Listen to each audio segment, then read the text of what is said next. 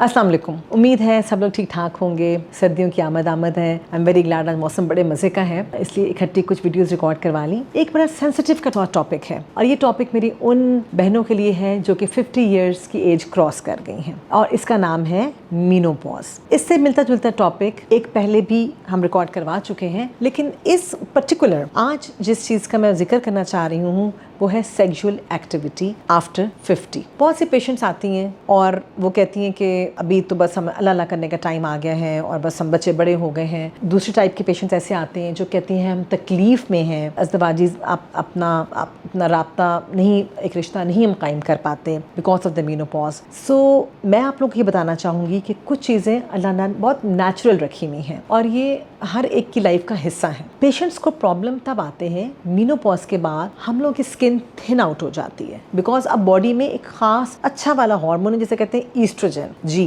What is oestrogen? It's a very good protective hormone. जब तक औरत को पीरियड्स आते हैं वो मजे में है। क्यों? इसलिए क्योंकि बॉडी में ईस्ट्रोजन आपका बहुत अच्छा है। ईस्ट्रोजन आपकी स्किन को सॉफ्ट रखता है, स्किन को सपल रखता है, ग्लो रहता है, आपको हार्ट को प्रोटेक्ट करता है और पूरी बॉडी में आपके जो सेल्स हैं उस लेवल पे जाके एक्ट करता है, हेल्दी रखता है। जहां हुई ईस्ट्रोजन की डेफिशिएंसी यानी कि मीनोपॉज के बाद आपकी स्किन थिन आउट हो जाती है। आपने देखा होगा बुजुर्ग लोगों में कितनी बारीक थिन हो जाती है, रिंकलिंग हो जाना, इवन के अंदर की जो नसें हैं हमारी, वेन्स जिनको कहते हैं, वो नजर आना शुरू हो जाती है नीले रंग की बहुत इजीली। अब ये जो स्किन की थिनिंग है ना जी, ये सिर्फ ऊपर से नहीं है, ये अंदर की भी थिनिंग है। कहाँ कहाँ की? मसाने की और वजाइनल वॉल्स की थिनिंग हो जाती है। अब जब मसाना आपका थिन हो जाएगा या उसकी दीवारें बहुत पतली हो जाएंगी तो नुकसान क्या होता है? बार बार यूरिनरी इन्फेक्शंस होते हैं। जब यूरिनरी इन्फेक्शंस होते हैं, पेशेंट्स पानी भी कम पीते हैं, डर के मारे कि कहीं पेशाब हमें आएगा, तकलीफ दे होगा, और इस तरह होता ये है कि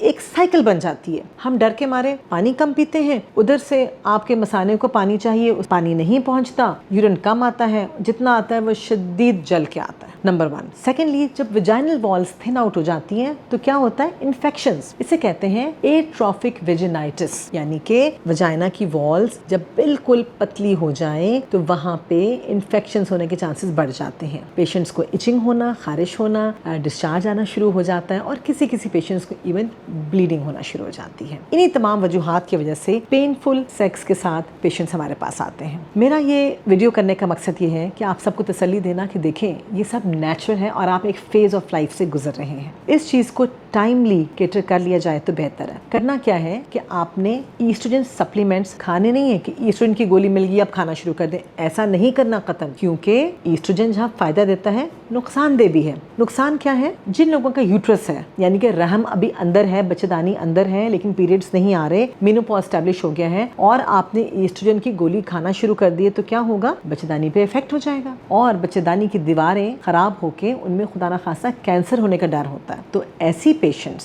जिनकी बच्चेदानी है उनमें हमने अकेला ईस्ट्रोजन नहीं देना। अगर बहुत जरूरी है तो हम एक और गोली प्रोजेस्टेरॉन के साथ देंगे ताकि उनके ऊपर ईस्ट्रोजन का खाली इफेक्ट ना हो। लेकिन ऐसी सूरत में ब्लीडिंग होने के चांसेस हैं कि जैसा माहवारी आती है। तो इनिशियली जिन लोगों को पीरियड्स बंद होते हैं और जो बहुत ज़्यादा इस चीज़ से सफ़र कर रहे होते हैं, ठंडे गर्म पसीने जिन्हें हॉट फ्लैशेस कहते हैं, दिल का घबराना, रात को दिल चाहे कि बस घर से बाहर निकल जाने, यानी कोई खिड़की कोई खोल दे, इन तमाम चीज़ों में हम इस किस्म की दवाइयाँ दे सकते हैं जिसे हम HRT कहते हैं, हार्मोन रिप्लेसमेंट थेरेपी। लेकिन उसमें चांसेस होते हैं कि महीने के महीने ब्लीडिंग शुरू हो जाए। सेकेंडली, जिस तरह मैंने बताया कि पेनफुल सेक्स, इसके लिए there are medicines which are available, oestrogen creams या ईस्ट्रोजन जेल। जेल जो है बाजू पे लगाई जाती है डेली बेसिस के ऊपर, वहाँ से एब्जॉर्ब होती है और लाइनिंग को बेहतर करती है। एंड इसी के तरह की क्रीम्स आती हैं। अनफॉर्चुनेटली ये क्रीम्स इजीली अवेलेबल नहीं है क्योंकि इम्पोर्टेड आइटम है, ओवर द काउंटर इजीली नहीं मिलता, लेकिन विद डॉक्टर्स प्रिस्क्रिप्शन और डॉक्टर्स आपको बताएंगे कि कहाँ से मिलती है। You can get those creams and you can apply it inside. In creams का फायदा ना सिर्फ वजाइनल वॉल्स पे है बल्कि आपको यूरिनरी ट्रैक के ऊपर भी, वहाँ पे भी इफेक्टिव होगा। सो